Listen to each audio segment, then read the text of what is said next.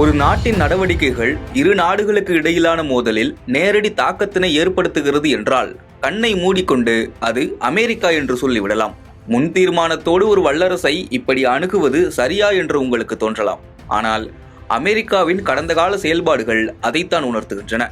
உலக அளவில் மிகப்பெரிய சக்தியாக திகழும் அமெரிக்காவின் செயல்பாடுகளும் நடவடிக்கைகளும் அத்தனை எளிதில் புறந்தள்ளக்கூடியவை அல்ல.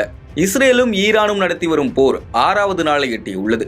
உயிரிழந்தவர்களில் 90% பேர் பொதுமக்கள் என்றால் அதன் தாக்கம் பாமர மக்களை எவ்வளவு பாதித்துள்ளது என்பதை சொல்லித் தெரிய வேண்டியது இல்லை.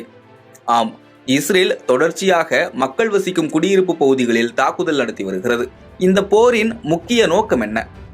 ட்ரம்பின் அமெரிக்க அரசாங்கத்திற்கும் நெதன்யாகுவின் இஸ்ரேலிய அரசாங்கத்திற்கும் இலக்கு என்பது ஒன்றுதான்.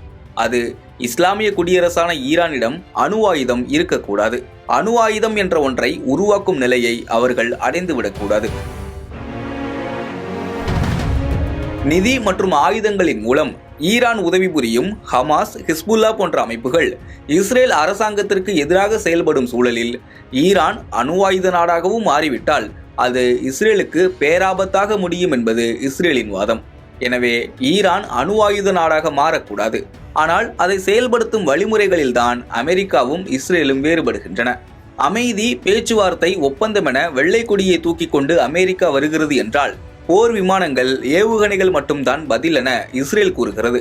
நெதன்யாகு ஒரு படி மேலே போய் ஈரான் ஆட்சியையே ஆபத்தில் ஆழ்த்தக்கூடிய மிகப்பெரிய திட்டத்தை தயாரித்து வருவதாக செய்திகள் வெளிவருகின்றன. அமெரிக்கா உதவினாலும் உதவாவிட்டாலும் தனியாக அதை செய்வதற்கு நெதன்யாகு தயாராகிவிட்டார் என்று சர்வதேச அரசியல் வல்லுநர்கள் தெரிவிக்கின்றனர். ஏற்கனவே கடந்த ஏப்ரல் மற்றும் மே மாதங்களில் நெதன்யாகு ஈரான் மீதான தாக்குதலுக்கு திட்டமிட்டிருந்த நிலையில் பேச்சுவார்த்தைகளின் மூலம் சாதித்து விடலாம் என கூறி நெதன்யாகுவின் முயற்சியை ட்ரம்ப் தடுத்ததாக கூறப்படுகிறது. இம்முறை நெதன்யாகுவை கட்டுப்படுத்த முடியாது என்பதை அமெரிக்கா உணர்ந்து கொண்டது. போரை தேர்ந்தெடுத்த இஸ்ரேலின் முடிவு அமெரிக்காவுக்கு முன்னதாகவே தெரியும் என்ற பார்வையும் இருக்கிறது. அமெரிக்காவின் உளவு நிறுவனங்கள் மற்றும் நாட்டின் அரசியல் தலைவர்களிடையே நடந்த ஆலோசனை கூட்டங்களின் வழியே அமெரிக்கா இதை ஏற்கனவே உறுதிப்படுத்தி கொண்டது. சுருக்கமாக, அமெரிக்காவுக்கும் இஸ்ரேலுக்கும் இலக்கு என்பது ஒன்றுதான், வழிமுறைகள் மட்டும்தான் வேறு வேறு. ஆனால் ட்ரம்ப் விரும்பிய ஒப்பந்தத்திற்கு ஈரானும் ஒப்புக்கொள்ளவில்லை, நெதன்யாகுவும் செவிசாய்ப்பது போல் தெரியவில்லை.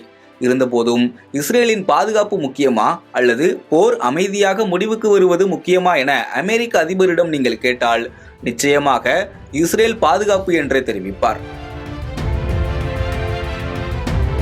நேற்று அவர் செய்தியாளர்களிடம் தெரிவித்த பதிலே அதற்கு உதாரணம். ட்ரம்ப் தன் G7 பயணத்தை பாதியிலேயே முடித்துக் கொண்டு ஒரு நாள் முன்னதாகவே அமெரிக்கா திரும்பினார். விமானத்தில் செய்தியாளர்களிடம் பேசிய ட்ரம்ப், ஈரானுக்கும் இஸ்ரேலுக்கும் இடையிலான போர் நிறுத்தப்பட வேண்டும் என்று மட்டும் நான் நினைப்பதாக கூறவில்லை. அணுசக்தி செறிவூட்டல் நடவடிக்கையை ஈரான் முழுமையாக கைவிட வேண்டும். உண்மையான முடிவு வேண்டும். ஈரானிடம் அணுசக்தி இருக்கக்கூடாது என்று பேசியிருந்தார். அதாவது ஈரானிடம் ட்ரம்ப் எதிர்பார்ப்பது நிபந்தனையற்ற சரணடைதலை. இது தொடர்பாக தனது ட்ரூத் சோசியலிலும் ட்ரம்ப் தொடர்ச்சியாக பதிவுகளை எழுதி வருகிறார். நேற்று கூட கொமேனி குறித்து பதிவிட்டிருந்த ட்ரம்ப், உச்ச தலைவர் என அழைக்கப்படுபவர் எங்கு மறைந்திருக்கிறார் என்பது எங்களுக்கு தெரியும் என தெரிவித்திருக்கிறார்.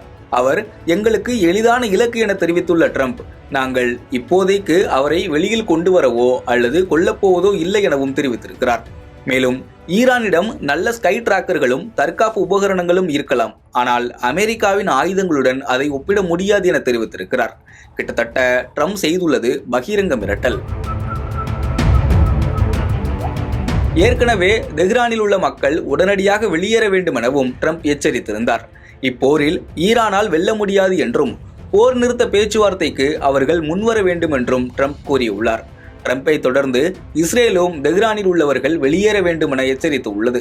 இதனால் தெஹ்ரானில் உள்ள 10 மில்லியன் மக்கள் வீடுகளில் இருப்பதா அல்லது தெஹ்ரானை விட்டே வெளியேறுவதா என்று அச்சத்தில் உள்ளனர். அப்படியே வெளியேறினாலும் அமைதி நிலவி மக்கள் மீண்டும் வரும்போது அவர்களது வீடுகள் இருக்குமா என்பதும் தெரியவில்லை.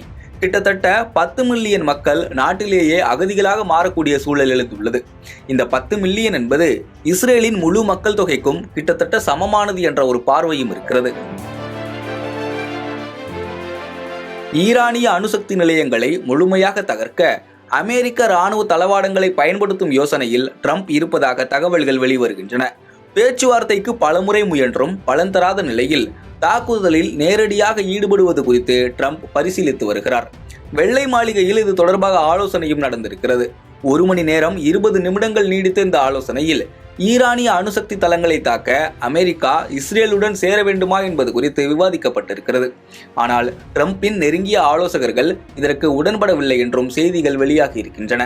இந்த ஆலோசனை கூட்டம் முடிந்ததும் இஸ்ரேலிய பிரதமர் நெதன்யாகுவிடம் தொடர்பு கொண்டு ட்ரம்ப் பேசியிருக்கிறார். ஆனால் என்ன பேசினார்கள் என்பது குறித்தான தகவல்கள் வெளிவரவில்லை. அப்படி தாக்குதலுக்கு அமெரிக்கா தயாராகும் பட்சத்தில் அவர்களது முதல் இலக்கு ஈரானின் போர்தோவில் உள்ள நிலத்தடி யுரேனியம் செறிவூட்டல் மையமாக இருக்கலாம். மிக முக்கியமாக நிலத்தடியில் இருக்கும் யுரேனியம் செறிவூட்டல் மையத்தை அழிக்கும் குண்டு அமெரிக்கர்களிடம் மட்டுமே இருப்பதாக செய்திகள் வெளிவருகின்றன.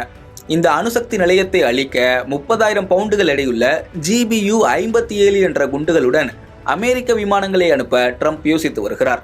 இந்த விவகாரத்தில் அமெரிக்கா ராஜதந்திர ரீதியில் இஸ்ரேலுக்கு உதவ வேண்டும் என்கிற எதிர்பார்ப்பு இஸ்ரேலிய உயரதிகாரிகளுக்கு இருப்பதாகவும் தெரிகிறது. ஏனெனில் இதுவரை அமெரிக்கா ஈரானின் ஏவுகணை தாக்குதலில் இருந்து இஸ்ரேலை பாதுகாத்துள்ளது. ஆனால் நேரடியாக போரில் பங்கு கொள்ள மறுத்துவிட்டது. தாக்குதல் நடந்துள்ள இந்த 5 நாட்களில் ட்ரம்பின் நிலைப்பாடு தொடர்ச்சியாக மாறிக்கொண்டே இருந்திருக்கிறது. அமெரிக்கா முதலில் தாக்குதலில் இருந்து விலகி இருந்தது. பின் இஸ்ரேலின் ஆரம்ப வெற்றி உறுதியானதும் பகிரங்கமாக ஆதரவளித்தது. தற்போது போரில் இறங்க ஆலோசிப்பதாக செய்திகள் வருகின்றன. என்ன நடக்கிறது? அமெரிக்கா போரில் இறங்குமா? இறங்கினால் என்ன நடக்கும்? காலம்தான் பதில் சொல்லும்.